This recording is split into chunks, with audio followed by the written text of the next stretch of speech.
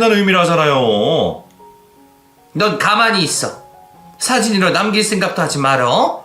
다시 해. 시어머니가 목소리를 높인 것은 돌잔치 날이었고 그때 제 딸아이 손에는 장난감 법봉이 들려 있었죠. 그런데 시어머니는 아이가 입으로 가져가려던 법봉을 빼앗아 제자리로 돌려놓고 다시 하라고 우기기 시작했어요. 어머님, 이미 그렇게 된 건데. 넌 내 말을 왜 안 들어? 내가 저거 떨어뜨려 놓으라고 했잖아. 엄마, 손님들도 있는데 제발. 애 목숨이 달린 일에 손님? 다른 사람들은 뭐 어떻게 보여도 내 가족이 우선이지. 아이는 울고 남편은 당황해서 시어머니를 말려봤지만 소용없었습니다.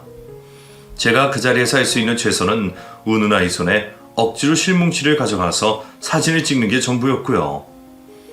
그날은 지금 떠올려도 최악의 하루로 기억이 됩니다. 그 이유 중 하나가 남편과 처음으로 크게 싸웠기 때문이기도 했죠. 남편은 그간 저를 속였다는 걸 실토해야 했습니다. 내가 널 어디까지 봐줘야 하니? 매번 내가 하라는 건 죽어도 하지 않으려고 하고. 이 사람 잘못 아니고 내가 그랬어. 내가 그랬다고. 그게 무슨 말이야, 자기야? 그럼 이 엄마를 속인 거야? 내가 널 어떻게 키웠는데 네가 나한테 이래? 나나 이 사람이나 니신 안 믿어. 궁합이니 사준이 안 믿는다고. 제발 좀 그만하시라고요. 남편은 절규하듯이 나와 시어머니의 사이에 서서 외쳤습니다.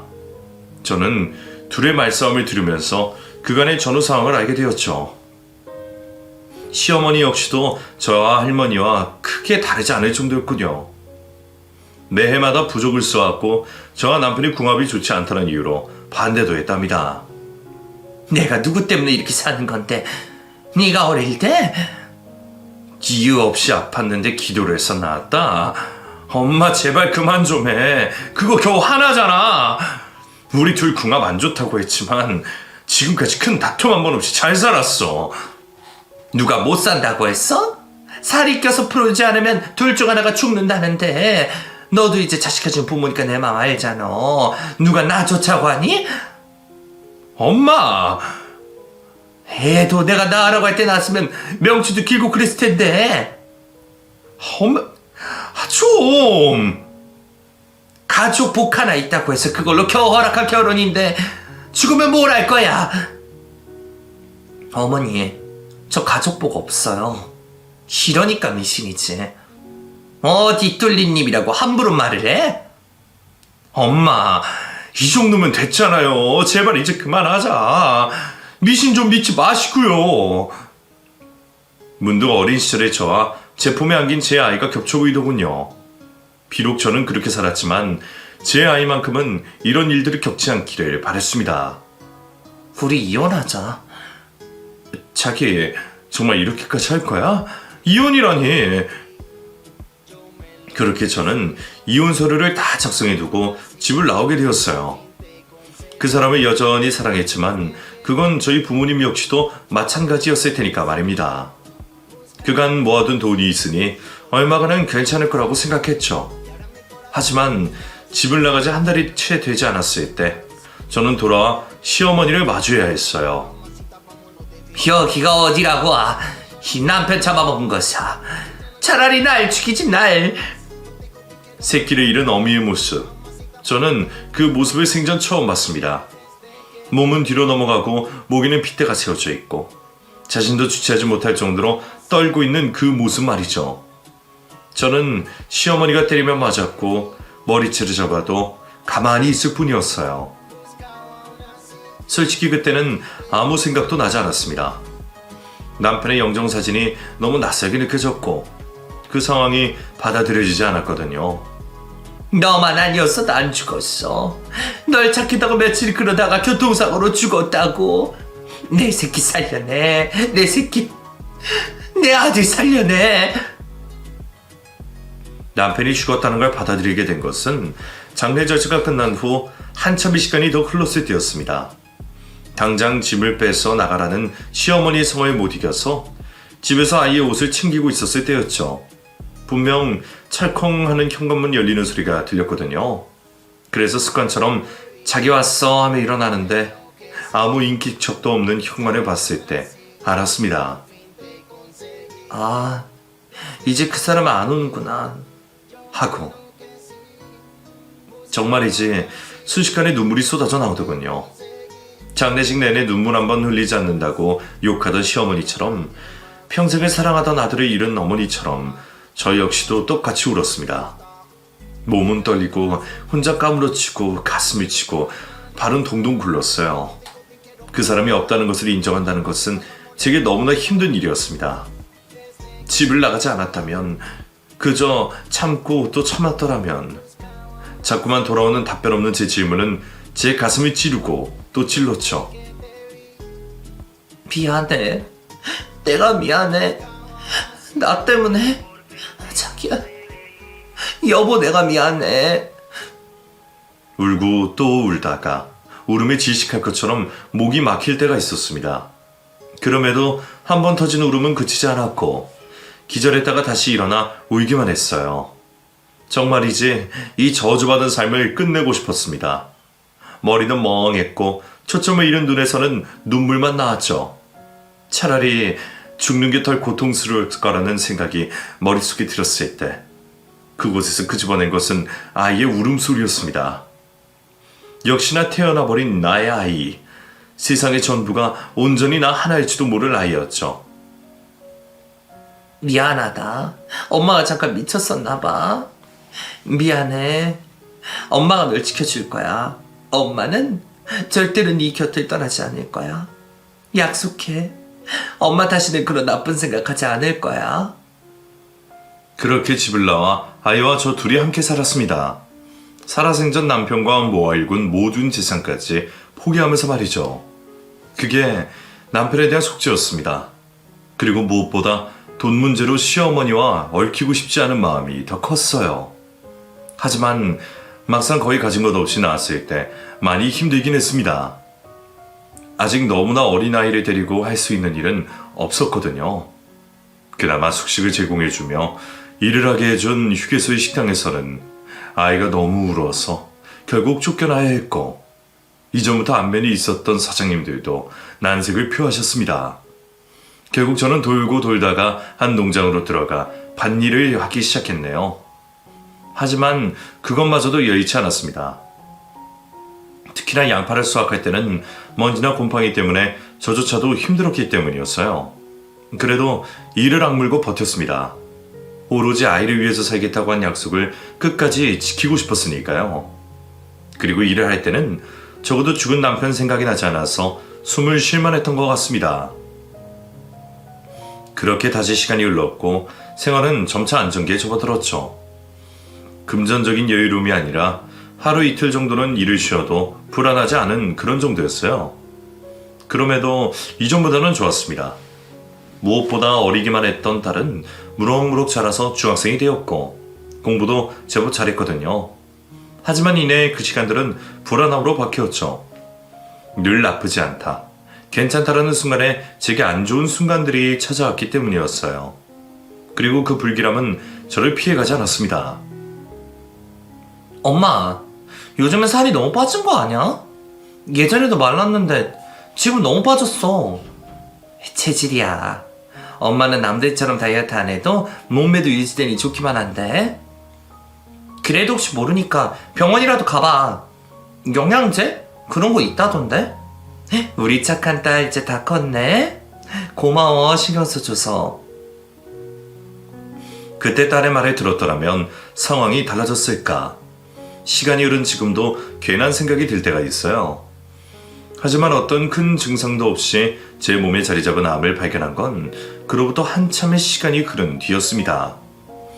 처음 암이 의심된다고 조직 검사를 받자고 했을 때도, 암이라고 치료를 받아야 한다는 말을 들을 때도 저는 눈물이 나오지 않았어요. 그때의 느낌은 마치 올 곳이 왔구나 하는 생각뿐이었죠. 딸을 위해 끝까지 이를 악물고 살고 싶었지만 암 치료를 할 수 있는 여유는 없었어요. 설령 하게 된다고 하더라도 고스란히 딸에게 남겨질 빚이라는 생각만 들었죠. 그래서 저는 생각을 아예 바꾸게 되었어요. 딸을 위해 죽기 전에 돈을 더 벌자라는 생각이었습니다. 저는 밤낮으로 일을 더 늘려서 하기 시작했고 딸아이의 홀로서기를 위한 교육도 시켰죠. 남자는 너희 아빠 같은 사람을 만나야 한다, 알았지? 저번에도 그 소리 하더니 성실하고 책임감 있고 내 이야기도 잘 들어주는 사람? 그래, 얼굴이나 키, 집안 환경, 궁합 이런 거 절대로 보지 말고, 응? 엄마 요즘 왜 그래? 요리를 배우려고 하지 않나? 엄마 무슨 일이 있어? 무슨 일이 있기는 다 하는 거야. 나도 그랬고 너도 그러라는 거지. 언제까지 애처럼 해주는 거 먹고 챙겨주고 해야 해? 엄마도 쉬고 연애도 하려고 그래, 왜? 그래? 그럼 알았어. 나도 도울게. 꼬물꼬물 작은 손으로 설거지를 하고 청소를 하는 아이를 보면서 터져나오는 물음을 몇 번이나 삼켜 했습니다. 사실은 아이가 결혼을 하기 전까지는 이런 살림 하나도 시키고 싶지 않았으니까요. 풍족하진 않지만 곱게 애지중지 키운 티가 났으면 했었습니다. 철도 없고 투정도 부리는 그런 아이로 크길 바랬고요. 하지만 이미 철이 들어버린 내 아이를 보면서 가슴이 찢어지는 고통을 받았죠. 무엇보다 남겨진 아이를 돌봐줄 사람이 아무도 없다는 건 저를 너무 불안하게 만들었어요. 결국 고민 끝에 시어머니의 전화번호를 제 지갑에 넣어두었습니다. 단 한 번도 제 딸아이를 품에 안아주신 적은 없어도 그래도 자신의 아들이 딸이니 내치지는 못할 거라고 생각했어요. 그렇게 하나둘 포기하고 타협하고 적당히 애써가면서 저는 제 주변의 모든 것을 정리하기 시작했습니다. 나름대로 유서도 그럴듯하게 적었죠. 막상 쓰고 보니 이거 조심해라 저거는 하지 말라는 잔소리가 대부분이긴 했지만 통장 비밀번호나 보험가입 증서나 필요한 것은 생각날 때마다 적어두었네요. 병원에 가는 날도 있었습니다. 물론 치료의 목적이 아니라 카운트를 하기 위해서라고 할 수 있죠. 죽을 날이 언제인지 대충이라도 알아두려는 의미였어요. 생각보다 그 시간은 빠르지 않았습니다. 어떤 때는 멈춰 있기도 했고 어떤 날에는 조금 커져 있기도 했거든요. 마치 제 인생처럼 말이죠. 그러던 어느 날 일을 끝마치고 돌아온 저는 저희 집 앞에 서 있는 낯익은 얼굴을 발견했어요. 바로 시어머니였습니다. 이전보다 야위고 주름진 얼굴이었지만 알아보는 건 어렵지 않았죠. 10년 이상이 흐른 상태였기에 달라지는 건 당연했지만 가장 달라진 건 저를 보는 시어머니의 눈빛이었어요. 당장이라도 쏟아질 것 같은 눈물이 담은 그 눈은 분명 저를 보고 있었죠. 여길 어떻게 알고 오셨어요? 또 저를 원망하고 싶으세요? 아니다, 아니야. 그게 글쎄 꿈에. 어머니, 들어봐라. 우리 아들이 내 꿈에 나와서. 아직도 여전하시네요. 아직도 그러고 사세요? 왜요? 명줄 짧은 내 딸이 죽었는지 보러 오셨어요. 그런 건가요? 그래서 내 말이 맞지 이러시려고요. 그게 아니라 한 번만 내 이야기 좀 들어봐 줄 수는 없니? 그때 제가 만약에 죽을 날을 받아놓고 있지 않았다면 그대로 시어머니를 두고 떠났을 겁니다. 하지만 남겨진 제 딸을 위해서 차마 거절할 수가 없었어요. 듣는 신용이라도 하자는 마음으로 시어머니를 마주했죠. 한참을 망설이다가 제게 어머니는 묵직해 보이는 가방을 제게 주었습니다. 열어보라는 듯 손끝으로 툭툭 치더군요. 저는 짧게 한숨을 쉬고 가방을 열었고 그 안을 꽉 채운 돈을 보고 경계태세를 갖췄습니다. 무슨 의미인 건데요? 갑자기 왜 이러시냐고요? 미안하다, 아가. 내가 잘못했어.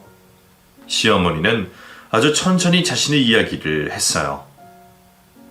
네가 못마땅했었다. 착한 아들이 좋다는 아가씨라면 누구도 환영할 줄 알았는데 막상 늘 날이 서 있고 경계심만 가득한 네가 마음에 들지 않았어. 그런데 몇 년이 흐르면서 너희 잘 사는 모습 보면서 그 마음은 정말이지 단 한 톨도 남아있지 않았단다. 근데 왜 그러셨어요? 왜요? 불안해서 그랬어. 너무 애들이 잘 살고 행복한데 혹시나 뭔가 위험한 게 있다면 치워주고 싶었어. 정말이야. 속에서 불이 나는 것 같았어요. 솔직히 당장이라도 그 자리를 뛰쳐나오고 싶었고 시어머니의 모습이 너무나 보기 싫었죠. 하지만 시어머니는 손을 바들바들 떨고 계셨고 그 변명이라도 들어보겠다고 저는 저 스스로를 꾹 눌러 앉혀야 했습니다.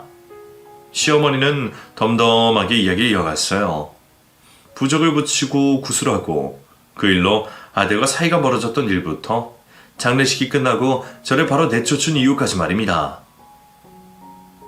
한 무속인이 저희 부부의 사이가 너무 좋아서 며느리까지 죽이지 않으려면 멀리 떨어뜨려 놓으라고 했다고 하더군요.